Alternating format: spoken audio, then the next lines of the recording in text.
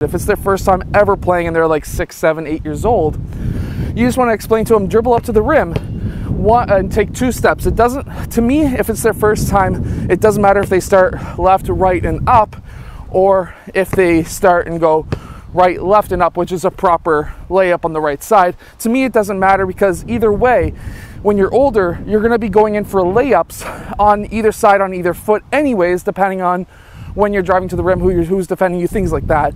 So if they're just starting, as long as they just take 2 steps whichever way they go and they go up for the layup, that's totally fine.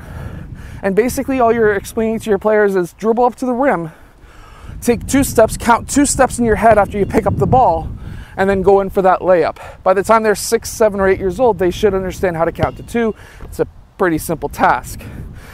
Then they're going to do the same thing on the left side. Now, if they're younger, if it's their first time, 100% of the time they're not going to be shooting with their weak hand.